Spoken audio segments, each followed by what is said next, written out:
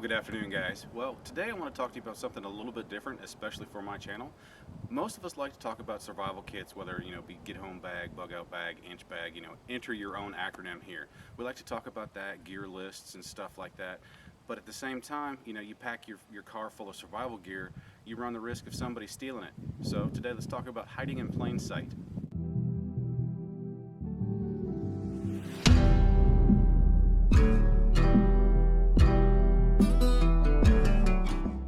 Welcome back, guys. Thanks for your time. I appreciate you being here.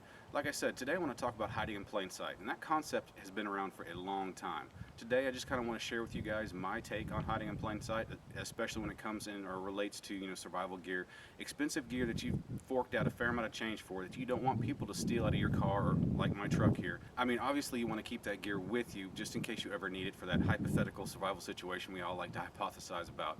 But at the same time, you don't want it to be easily taken. Someone busts out a window and just reaches in and grabs your bag.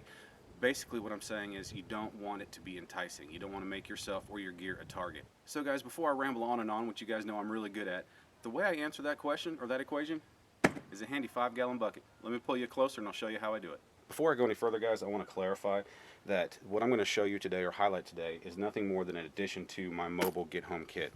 Realistically speaking, if you get stuck somewhere and you're in the process of getting home in an abnormal, even if it is a survival situation, you already have transportation with you. You already have shelter with you, which is your vehicle.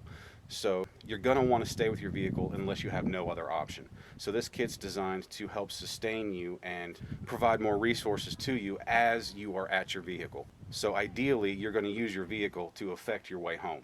So the kit set up today about hiding in plain sight. These are the two items that I use to hide in plain sight. Number one is a 5-gallon bucket, or a GHB, a get-home bucket. It's genius, I think. Yes, that's a sarcastic joke. But anyway, I also use wood pellets. Let me open this up and I'll show you what I mean. Well, guys, in my neck of the woods, I live out in the country. It is not abnormal at all for people to have cows, goats, rabbits, farm animals of many different kinds. So a 5-gallon bucket with a label on top, goat, rabbit feed, is not going to be a tempting target. Number one, as you can see here, these lids aren't the most simple things to get off, so it's not exactly a grab and go type of item. But even if they do take the time to take the lid off, it's full of wood pellets. Now, in my line of thinking, you're not going to have a farmer or somebody who raises farm animals, lives the country life. They're typically not going to be the type of person to, open up a vehicle or reach in the back of somebody's truck and grab a bucket and run, especially when it says goat and rabbit feed on it. I mean, a 5-gallon bucket full of animal feed, that's less than $3, so it's not really a tempting target. Now guys, we'll leave the conjecture of the demographic who is most likely to actually want to steal something out of your vehicle alone. I'll leave that to your imagination. But to the untrained eye, a bucket full of wood pellets doesn't look that different from a bucket full of generic animal feed. So there's our two stages of hiding in plain sight. Number one, a 5-gallon bucket with a very boring label on it. Number two, even if they do pop the top on it, you're full of very boring wood pellets, or hopefully if this subterfuge works, they'll think animal feed, boring, who's going to want to steal that? But if you reach down in here,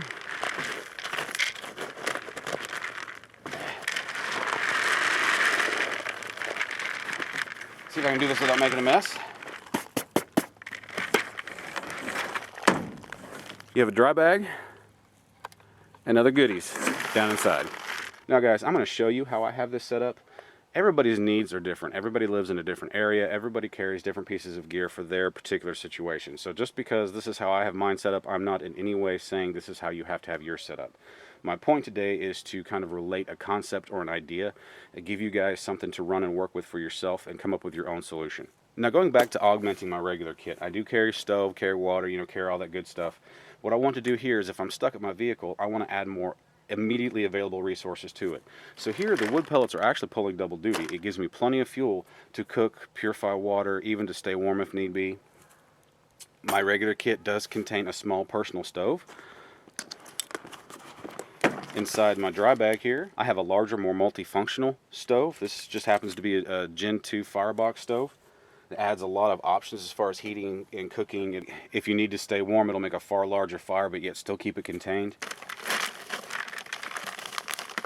Along the lines of the wood chips here, I do carry Dragonfire Tinderbox tinder with me to get it started. If you've ever used wood pellets outside of a home heating stove. They can be kind of tricky to get started, but they burn really good once they get going. Another consideration is with a get home bag, you can't carry a lot of food with you. So I carry emergency food bars. They're not that tasty, but they'll fill your belly. You guys know I'm not a huge fan of Mountain House, but I threw this in there because honestly I'm not going to use it otherwise, so you know it's better than nothing and it'll last forever. The rest of that, guys, is just wood pellets, and I can tell you I use these fairly regularly. This amount right here would last you probably 24 cooking type fires or boiling water fires. Onto the dry bag, guys. This is Earth Pack dry bag. This is really good, probably the best dry bag I've ever used. There will be a separate review on this. However, I will put a link in the description on Amazon for this particular dry bag. Roll this back up here and show you one aspect of why I chose a dry bag to put in there instead of just, you know, a bunch of Ziploc bags. It's containable, guys, and it comes with a shoulder strap. So if you so choose, if the situation is so bad where you need to take these supplies with you, you can add this to your mobile kit and take it with you, even though it will weigh you down quite a bit. Alright guys, I'm just going to take this out item by item. Just to give you guys an example, again, I'm not saying this is how you need to have it set up. I do keep knife maintenance tools in there. I do have a sharpener or a ceramic rod in my regular kit, but this one is longer. It's be a lot easier, more efficient job. I keep a saw. Now here's a prime example, guys, why I keep this in a dry bag, to kind of help with moisture. This has been running around in my truck probably, I would say, about a year, and just from the ambient humidity and stuff like that, the blade has started to rust. This dry bag is a recent addition to this kit. This is just redundancy. It's a Sawyer water filter. I carry backup lights, both a headlamp and a handheld. I carry fire redundancy, guys. It's just a ferro rod and a couple of lighters. Probably overkill. The likelihood of me ever using these in a bad situation, or, you know, say I get stuck in traffic or in a blizzard or something like that, is pretty low, obviously, because I carry fire on my body, but you can never have too much. Carry backup communication. I have a radio very similar to this mounted in my truck. Just in case that radio dies, I have a backup here. And not only that, and more likely, that radio is more than likely not going to die, guys, but I have a charged backup battery right here. Wrapped around it is just a spare USB charging cord for my phone, which your phone is the #1 tool in a survival situation. Communication with the outside world. Call out, say you need help, and assistance hopefully will be on the way. And almost done, guys. Carry spare mags. I'll leave your imagination to run with that one. Also carry spare 9mm ammunition. And lastly, a firearm cleaning kit.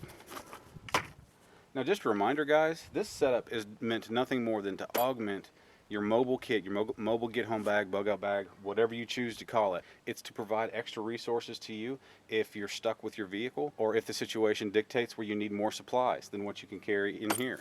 Now, with that being said, I know there's several holes in this kit. I know a lot of guys are probably thinking right off the bat, where's the first aid?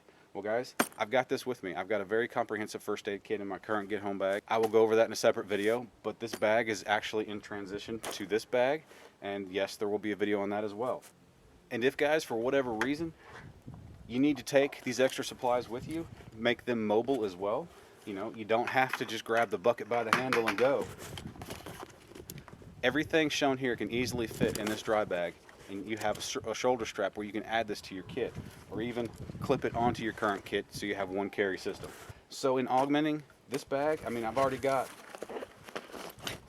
extra cutting tools if I need it. I've already got cordage, I've already got water, I've already got food, I've already got very comprehensive first aid, I've got tarp for shelter.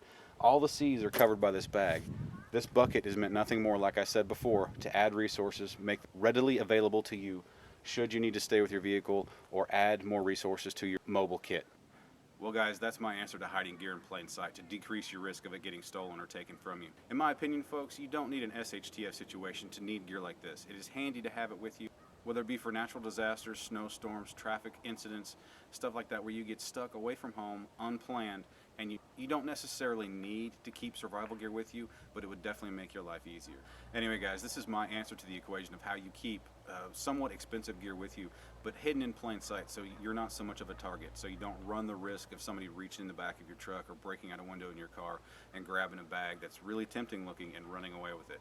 Well, guys, thank you for your time today. I appreciate you being here very much. If you like this video, found it helpful, please go ahead and give me a thumbs up. It does actually help me out quite a bit. If you'd like to see more stuff like this or Woodcraft, camp cooking, stuff like that, please hit that subscribe button and hang around for a while. And guys, I encourage you to start a discussion. Hit up that comment section. Let's talk about it. What stuff do you like to keep with you? What stuff do you think I should keep in this bucket, or maybe alternatives, ideas? Guys, let's just talk about it. Anyway, again, thank you very much for spending your time with me today. And guys, I will see you next time. Have a good day.